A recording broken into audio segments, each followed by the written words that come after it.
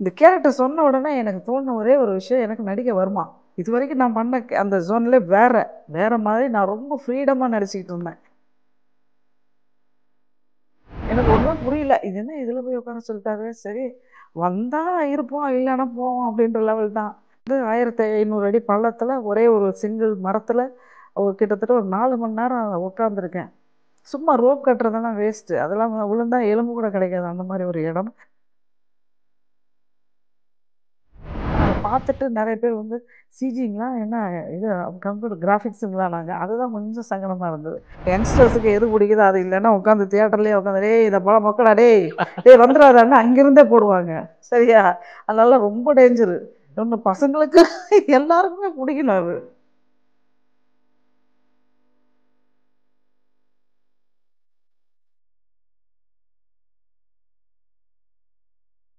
வணக்கம் and welcome to cinema express. என் பேர் கோபிநாத் ராஜேந்திரன். இன்னைக்கு நம்ம கூட இருக்கிறது versatile actor Kovai Sarala ma'am. வணக்கம் மேம், வெல்கம். வணக்கம் சார், எப்படி இருக்கீங்க? நல்லா இருக்கும். நீங்கள் எப்படி இருக்கீங்க? நல்லா இருக்கேன். Thank you so much for being a part of a show. Kovai Sarala மேம்னாலே எங்களுக்கு சினானிமஸ் வித் காமெடி தான். பட் நீங்களுமே நான் சிகப்பு மனிதன்லேருந்து ஆரம்பித்து விசேகர் சார் படங்கள் மாதிரி நிறைய படங்கள்லையுமே காமெடி இருந்தாலுமே அது ஒரு சீரியஸ் சீன்ஸுமே வரக்கூடிய படங்கள் நிறையா பண்ணியிருக்கீங்க. அதை கம்பேர் பண்ணுறப்போ செம்மி மாதிரியான ஒரு படம், வேறு ஒரு ஸ்ட்ரெயிட் ஃபுல்லாகவே நீங்கள் வந்து ஒரு சீரியஸ் ரோலாக பண்ண வேண்டிய ஒரு படம் எப்படி மாறுபட்டமாக? அதாவது நம்ம வந்து எப்போவுமே ஒரு குழந்தையாக இருக்கும்போது ஒரு பீரியட் 5 வயசு 10 வயசு 15 வயசுங்கும்போது ஒவ்வொரு மாற்றங்கள் வரும். பட் நானும் வந்து காமெடி நகைச்சுவையில் நிறையா பண்ணியிருக்கேன். பண்ணும்பொழுது நான் இங்கே சீரியஸாக அடிச்சுக்கிட்டு இருப்போம், நீங்கள் அதை பார்த்து சிரிச்சிட்டு இருப்பீங்க. சில நேரம் சீரியஸாகவே நடிச்சிட்டு இருப்போம், நீங்களும் சீரியஸாக ஆயிருக்கீங்க. அப்படியே மாறி மாறி பண்ணிகிட்டு இருக்கும்போது எனக்குள்ள ஒரு ஆசை, எப்படின்னா நம்மளை சிரிச்சுக்கிட்டே இருக்காங்களா, சிரிக்க வைக்கிறது பெரிய பாக்கியம். அது எனக்கு காட் கிரேஸ், காட் கிஃப்ட்டுன்னு தான் சொல்லுவேன். அது எனக்கு கிடச்சிருக்கு. அப்போ மனசுக்குள்ளே ஒரு ஆசை, நம்ம ஒரு சீரியஸாக ஒரு கேரக்டர் போடணும். அது நமக்கு கிடைக்கவே இல்லை இது வரைக்கும். நமக்கு ஒரு முக்கியத்துவம் கொடுக்குற மாதிரி ஒரு கேரக்டர் நமக்கு வந்தால் நல்லாயிருக்கும் அப்படின்னு நான் நினச்சது உண்டு. அதுக்கப்புறம் அது வரல. நான் சரி ஓகே, வரலன்னா எப்படி என்ன பண்ண முடியும்? அது ஆர்டிஸ்ட்டுக்கெல்லாம் வந்து வாய்ப்புகள் கிடைக்கணும். ஸோ அப்படி இருக்கும்பொழுது தான் எனக்கு இந்த படம் வந்து டக்குன்னு கிடச்சிது. பிரபு சாலமன் சார் வந்து எனக்கு கதை சொல்கிறாரு. கதையை கேட்ட உடனே கதை பயங்கர இம்ப்ரெஸ்ஸாக இருந்தது எனக்கு. அதை விட நான் என்னுடைய கேரக்டர் வந்து ரொம்பவுமே வந்து நான் எதிர்பார்த்த கேரக்டர். பட் என்னென்ன கொஞ்சம் வயசு ஜாஸ்தி ஆகிடுச்சு, அவ்வளோதான். பரவாயில்லை, என்னுடைய 2வது படமே நான் வந்து வயசாக தான் பண்ணியிருக்கேன். ஸோ அதனால் எனக்கு இது வந்து ஒரு பெரிய மாற்றம் அப்படிலாம் ஒன்றுமே கிடையாது. வயசுலேயோ இதுலேயோ கிடையாது. நம்ம எனர்ஜியில் தான் எல்லாமே இருக்குது. நம்ம எனர்ஜி தான், நம்ம உடல் தான், நம்முடைய மூமெண்ட் தான் வந்து வயசை சொல்லும். ஸோ அதனால் அதை பற்றிலாம் நான் கவலையே படுறதில்ல. இந்த கேரக்டர் சொன்ன உடனே எனக்கு தோணுன ஒரே ஒரு விஷயம், எனக்கு நடிக்க வருமா, எனக்கு நடிக்க தெரியுமா? ஏன்னா இது வரைக்கும் நான் பண்ண அந்த ஜோன்லே வேறு மாதிரி நான் ரொம்ப ஃப்ரீடமாக நடிச்சிக்கிட்டு இருந்தேன். எனக்கு வந்து இப்படி நடிங்க அப்படி யாருமே சொல்ல வேண்டிய நானாக நடிச்சிக்கிட்டு இருந்தேன். ஆனால் இதில் டோட்டலாக வந்து இது எப்படி சொல்கிறது எப்படி செய்கிறதுன்னு எனக்கு தெரியல. 2 மாதம் தூக்கம் வரல எனக்கு.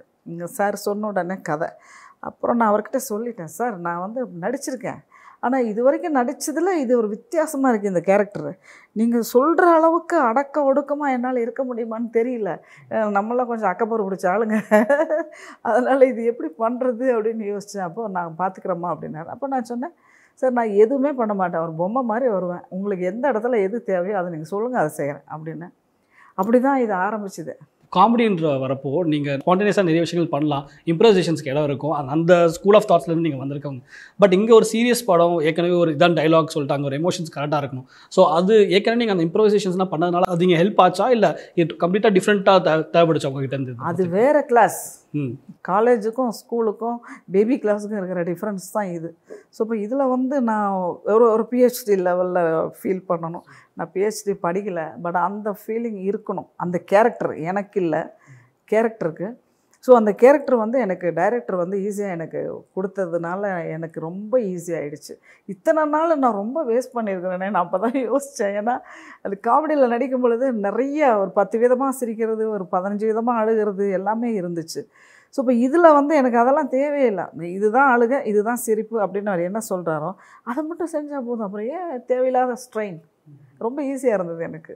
அண்ட் மேக்கிங் வீடியோ இப்போ 2 நாள் முன்னாடி தான் ரிலீஸ் பண்ணியிருந்தாங்க. அப்போது நீங்கள் எவ்வளோ கஷ்டப்பட்டு மேலே ஏறுறீங்க, ஆமாங்க, வீடியோலாம் பார்த்துருந்தேன். அண்ட் பிரபு சாலமன் சார் கூட சொல்லியிருந்தாரு, இந்த ஒரு தேன் எடுக்கிற சீக்வன்ஸ் ரொம்ப கஷ்டமான சீக்வன்ஸ் அப்படி இருந்துச்சு. ஸோ இதனால் ஸ்டோரி அவர் நரேட் பண்ணுறப்ப இதனால் இருக்கும்னு உங்களுக்கு தெரிஞ்சிச்சா, இல்லை இருக்கும்னு தெரியும். ஆனால் இவ்வளோ உயரத்தில் இருக்கும்னு எனக்கு தெரியாது. அதாவது லொக்கேஷனில் வந்து தேன் எடுக்கிற சீனுன்றதெல்லாம் சொல்லலை, சப்ஜெக்ட் சொன்னாங்களே தவிர லொக்கேஷனில் இதில் வந்து ஒரு ஷார்ட் சாங்குக்குள்ளே வரக்கூடிய ஒரு விஷயந்தான் இது. ஸோ இப்போ அந்த இடத்துல வந்து சாங்குன்னு தான் சொன்னாங்க, கடைசியில் பார்த்தா மரத்தில் உட்கார வச்சா டைலாக் சொல்ல வச்சுட்டாரு. அது எனக்கு தெரியாது. ஆனால் அந்த மரம் பார்த்திங்கன்னா எனக்கு ஒன்றுமே புரியல, இது என்ன இதில் போய் உட்கார சொல்லிட்டாரு. சரி வந்தால் இருப்போம் இல்லைன்னா போவோம் அப்படின்ற லெவல் தான். ஸோ அப்படி தான் போனேன் நான். அதை பற்றியெல்லாம் நான் யோசிக்கிறதே இல்லை. என்ன காரணம்னா நான் வந்ததே நடிக்கணுன்றதுக்காக வந்தவ தான். வந்ததுக்கப்புறம் நான் அதை நடிக்க மாட்டேன்னு சொல்ல வேண்டிய அதிகாரம் எனக்கு கிடையாது. அது வந்து அங்கேருந்து வர்ற உத்தரவை நான் செய்கிறேன், அவ்வளோதான். அதுபடி தான் எல்லாமே போய்கிட்டு இருக்கு. ஸோ அந்த விதத்தில் வந்து 1500 அடி பள்ளத்தில் ஒரே ஒரு சிங்கிள் மரத்தில் கிட்டத்தட்ட ஒரு 4 மணி நேரம் உட்காந்துருக்கேன். சும்மா ரோப் கட்டுறதெல்லாம் வேஸ்ட்டு, அதெல்லாம் விழுந்தா எலும்பு கூட கிடைக்காது, அந்த மாதிரி ஒரு இடம். ஸோ அது வந்து உண்மையிலேயே லைவாக எடுத்தது விஷயம். ஆனால் அதை பார்த்துட்டு நிறைய பேர் வந்து சிஜிங்களா என்ன இது கம்ப்யூட்டர் கிராஃபிக்ஸுங்களா நாங்கள், அதுதான் கொஞ்சம் சங்கடமாக இருந்தது.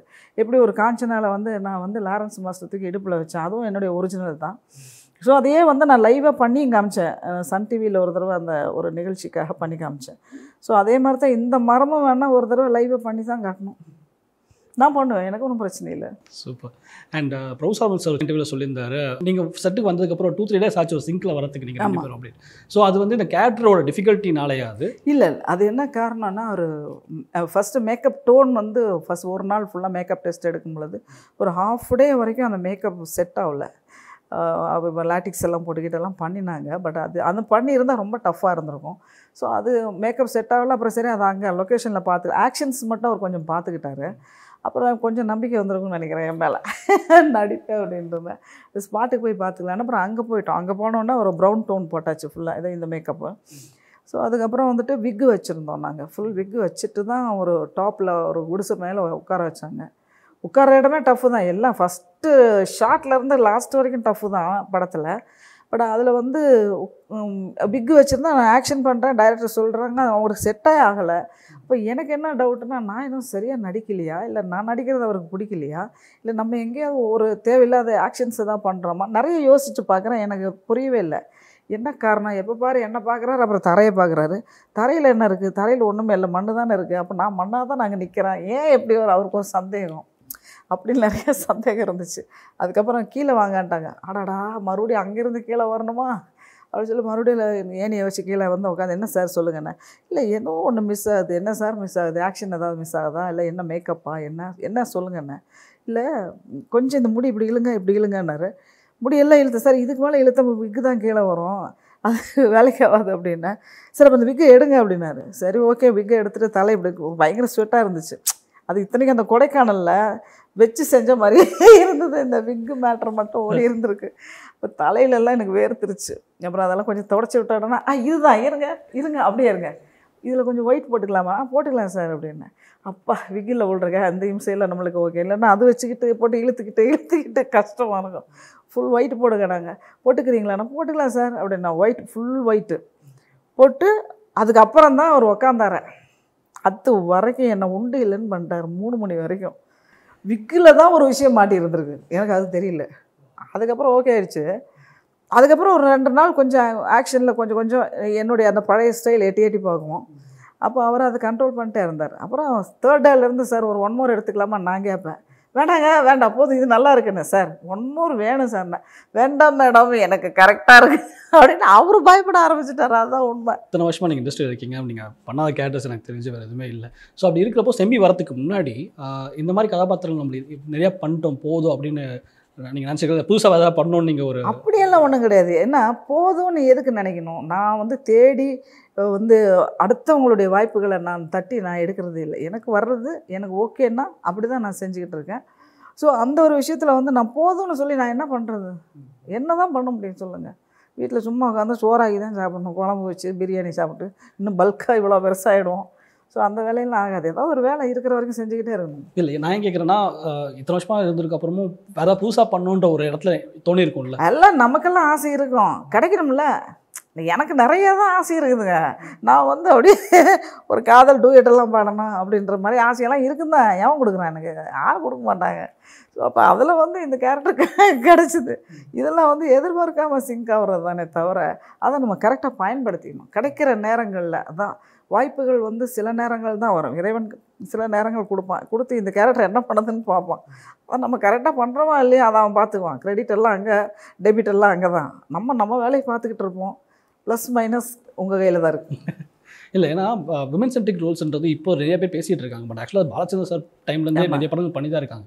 பட் இப்போ இந்த சப்போர்ட்டிங் ஆக்டர்ஸை மெயின் கேஸ்ட்டில் வச்சு பண்ணுற படங்கள் இப்போ கொஞ்சம் நிறைய வந்துட்டு இருக்குல்ல. ஸோ இது நீங்கள் ட்ரெண்டாக பார்க்குறீங்களா? இனிமேல் இந்த மாதிரி நிறைய இது நான் ட்ரெண்டாக பார்க்கவே இல்லைங்க. இது இந்த ட்ரெண்டு எல்லாம் வந்து இப்போது லேடி சப்ஜெக்டாக வருது அப்படின்ற அந்த ட்ரெண்டெல்லாம் கிடையாது. சினிமாவில் வந்து அந்த அந்த அந்த வாய்ப்பே கிடையாது.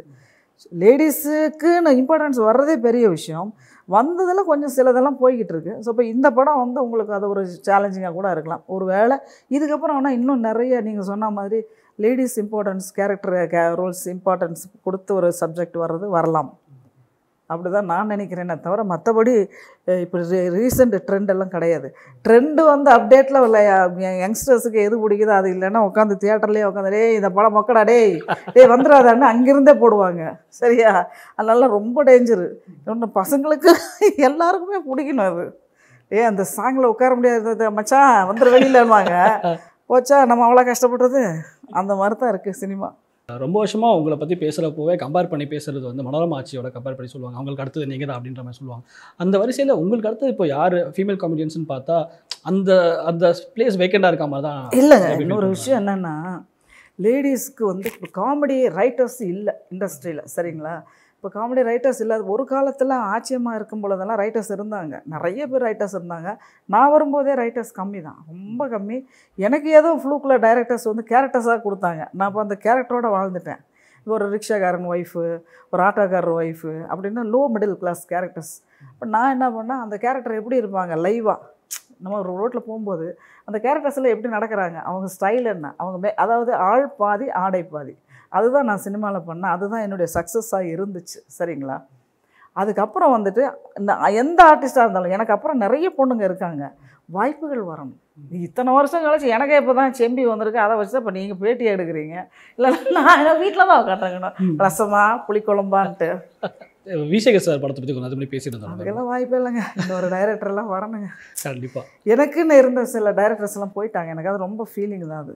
அப்போது ஒரு ராம்நாராயண் சார், ஒரு விசேகர் சார், அப்புறம் கமல் சார், அவர் கூட அதே மாதிரி தான் அந்த ஒரு சதிலீலாவதி எனக்கு பெரிய ப்ளஸ். அதே மாதிரி லாரன்ஸ் மாஸ்டர், இவங்களெல்லாம் வந்து எனக்கு என்னோடய டைரக்டர்ஸ் வந்து எப்படி சொல்கிறது, எனக்கு அதை நினச்சா கொஞ்சம் ஃபீல் இருக்கும். அவங்கெல்லாம் என்னை விட்டு போயிட்டாங்களே அப்படின்னு ரொம்ப ஃபீல் பண்ணுவேன் நான். அவங்க எனக்காக ஏதோ எழுதுன மாதிரி இருக்கும் அந்த கேரக்டர்லாம். நான் என்ன கேட்க வந்தேன்னா, இப்போ விசேகர் சார் படங்கள்ல உங்களுக்கு நீங்கள் சொன்ன மாதிரி உங்களுக்குனே கதாபாத்திரங்கள் இருக்கும். அதுக்கப்புறம் ஒரு 2000s டைமில் வந்து காமெடி ஒரு தனி ட்ராக்காக கொண்டு வந்தாங்க. ஹீரோயின் வாழ்க்கை தனியாக போயிட்டுருக்கும், காமெடி தனி ட்ராக்காக போயிட்டுருக்கும். இப்போது வந்து ஹீரோ ஃப்ரெண்ட்ஸ் அப்படின்ற ஒரு மாதிரி காமெடி 2006 சொல்கிறீங்க? மிட் 2000 அப்படி சொல்கிறேன் மேம். இல்லை, நான் 1984 சினிமாவில் இருக்கேன். அப்போவே வந்து ட்ராக்கு தானே போடுவாங்க. சினிமாவுக்கு நாங்கள் பண்ணுறதுக்கும் சம்மந்தமே இருக்காது. இல்லை, ஃபார் விசேகர் சார் படத்துலனா சொன்னீங்கன்னா அந்த மெயின் கேரக்டரோட அப்படி சொல்கிறேன். அப்படி இருந்துச்சு. அப்புறம் விவேக் சார் அவர் லாஸ்ட் 10-15 இயர்ஸில் பண்ண கதாபாத்திரம் தனியாக இருக்கும், வடிவ சார் தனியாக இருக்கும். அது என்ன பண்ணாங்கன்னா மேல் ஆர்டிஸ்ட் அவங்களுக்குன்னு ஒரு குரூப் வச்சுக்கிட்டாங்க. சரிங்களா? அவங்களுக்குன்னு ஒரு ரைட்டர்ஸ் வச்சுக்கிட்டாங்க, ஒரு ஆஃபீஸ் போட்டுக்கிறாங்க. நாங்கள் லேடிஸ் ஆஃபீஸ் எல்லாம் போட்டோம்னா வேறு மாதிரி சொல்லிடுவாங்க. நமக்கு அதெல்லாம் மெயின்டைன் பண்ணுறதுக்கு முடியாது. சரிங்களா? நான் ஒரு ஆஃபீஸ் வச்சுட்டு ஒரு 5-6 பேர் அங்கே வர வச்சுட்டு எழுதுங்க அப்படின்னு சொல்லலாம். அந்தளவுக்கு நமக்கு வசதியெல்லாம் கிடையாது. அதுக்கு உட்கார வச்சு அதுக்கு ஒரு ரூம் வாடகை போட்டு அதுக்கு ஒரு 5-6 பேரை வர வச்சு இல்லை ஜென்ஸோடு உட்காந்து பேசிகிட்டு இருக்கணும். அப்புறம் வெளியில் பார்க்குறவங்க வேறு மாதிரி சொல்லுவாங்க. லேடிஸுக்கு அது ஒரு பெரிய மைனஸ் இருக்குது. அதனால் நாங்கள் வந்து இந்த செப்பரேட்டாக ஆஃபீஸ் போட்டு ரைட்டர்ஸ் வச்சு எழுத முடியாது. பட் ஜென்ஸ் அதை பண்ணினாங்க. ஜென்ஸ் வந்து ஆஃபீஸ் போட்டு அவங்க மெனக்கெட்டு அது எழுதுனாங்க. அது அவங்களுக்கு ஏன்னா அவங்க செலவு பண்ணி அவங்க பண்ணுறாங்கன்னு போது அவங்களுடைய இம்பார்ட்டன்ஸ் தான் அதில் இருக்கும். எங்கள் லேடிஸுக்கு எனக்கு அதில் உள்ளே பூந்து சைக்கிள் கேப்பில் உள்ளே வரும்போது தான் அந்த ஷாஜகான் அந்த மாதிரி படம்லாம் எனக்கு கிடச்சிது. காமெடி ட்ராக்ஸே வந்து எவால்வ் ஆயிருக்கு ஓவர் தி இயர்ஸாக. அண்ட் நீங்கள் எத்தனை வருஷமாக இண்டஸ்ட்ரியில் இருக்கீங்க. ஸோ அந்த காமெடி ட்ராக் எதை நோக்கி போயிட்டு இருக்குன்னு நினைக்கிறீங்க? காமெடி ரைட்டர்ஸ் இல்லைங்க. எதை நோக்கி போயிருக்குன்னா, இப்போ மனுஷங்களுக்கு யாருக்குமே எதையுமே பார்க்குற மூடே இல்லை. இன்றைக்கி லைட்டாக சிரிக்கிறதே பெரிய பஞ்சமாக இருக்குது, கஷ்டமாக இருக்குது. அது கூட ஒரு சின்னதாக அப்படின்னா அதுக்கு சிரிச்சிட்டு போகிறாங்க, சூப்பருங்க அப்படின்றாங்க. அந்த மாதிரி யங்ஸ்டர்ஸ் இன்றைக்கி மாறிட்டாங்க. அவன் பாவம் உட்காந்து இந்த ஒர்க் ஃப்ரம் ஹோம்னு போயிட்டு இடுப்பு வலி கழுத்து வலி அடையாண்ணா சரியா சிரிச்சு வச்சுக்கலாம்ப்பா சிரிச்சு தான் வைக்கிறாங்களா தவிர யதார்த்தமாக சிரிக்கலை. இன்றைக்கி நிலை அதுதான். அதுக்கு என்ன காரணம்? ரைட்டர்ஸ் இல்லை. ஆனால் இன்றைக்கி இருக்கிறவங்க கொஞ்சம் ஆர்டிஸ்ட்டுங்களாம் அவங்கவுங்க தனியாக ரைட்டர்ஸ் யாரும் வச்சுக்கல. ஸோ இதுதான் நகைச்சுவை சிரிப்புக்கு பஞ்சம் ஆயிடுச்சு. சிரிப்புன்றது ஒரு முக்கியமான விஷயம். மனிதனுடைய வாழ்க்கையில் ஒரு மாற்ற முடியாத ஒரு அங்கம் அது. அது வந்து நல்ல ஒரு மருத்துவம், நல்ல ஆரோக்கியம் கூட. அதை நம்ம மறந்துட்டோம். அதனால தான் இன்றைக்கி நிறைய வியாதிகள் ஜாஸ்தியாகிடுச்சு. கொரோனா வந்துருச்சு, ஜாக்கிரதையாக இருங்க. இன்னும் சில நாளில் 2023 ஆரம்பிக்குது. ஆமாங்க. 1983 உங்கள் முதல் படம் வந்துச்சு. 40 வருஷம் இண்டஸ்ட்ரியில் எப்படி இருக்குது? நான் 40 வருஷமா? வயசு ரொம்ப ஜாஸ்தியாக இருக்குமே. இல்லை, என்னை பொறுத்த வரைக்கும் சினிமா இண்டஸ்ட்ரியில் எனக்கு இப்போ இருக்கிற வயசு 100 வயசு. சரிங்களா? ஏன்னா நான் வரும்பொழுது என்னுடைய 2வது படம் வந்து சின்ன வீடு, 65 வயசு கேரக்டர் பண்ணேன். அப்போ எனக்கு வந்து 18 வயசு. அப்போ கணக்கு போடுங்க எத்தனை வயசு ஆயிருக்குன்னு எனக்கே தெரியல. ஆனால் அந்த சினிமா வயசு வந்து அப்போ எனக்கு 65 வயசு இருக்குன்னு சொன்னாங்க என்னுடைய அந்த 2வது படத்தில். 65ன்னா இப்போ 35 வருஷம் ட்ராவல் பண்ணிட்டேன். 100 வயசு ஆச்சு எனக்கு. அதனால் எனக்கு கொஞ்சம் ஜாக்கிரதையாக பேசுகிறேன்.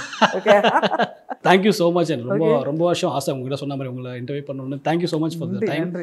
செமி படத்துக்காக. ஓகே, எல்லாம் ரொம்ப சந்தோஷங்க உங்கள் கூட எல்லாம் பேசுனது. ஏன்னா இந்த 2023 உங்கள் எல்லாருக்குமே நல்ல எந்தோவாக இருக்கட்டும், நல்ல உற்சாகமாக இருங்க. காசு போனால் இன்றைக்கி வரும், நாளைக்கு போகும். சந்தோஷம் எப்போவுமே நமக்குள்ளேயே இருந்துக்கிட்டு இருக்கணும். ஆரோக்கியமாக இருங்க. ஃபஸ்ட்டு அதுதான் முக்கியம். சுவர் இருந்தால்தான் சித்திரம். ஆரோக்கியம் நல்லா இருந்தால் தான் எல்லாமே நடக்கும். எல்லோரும் சந்தோஷமாக கிடச்சதை வச்சு திருப்திப்பட்டு சந்தோஷமாக நல்ல உணவுகளை சாப்பிட்டு ஆயுள் ஆரோக்கியத்தோட அஷ்ட ஐஸ்வர்யங்களோட இந்த 2023 எல்லாருக்கும் சிறப்பாக மலரட்டும். நன்றி, வணக்கம். Thank you so much. Happy new year. Okay, thank you. Same to you.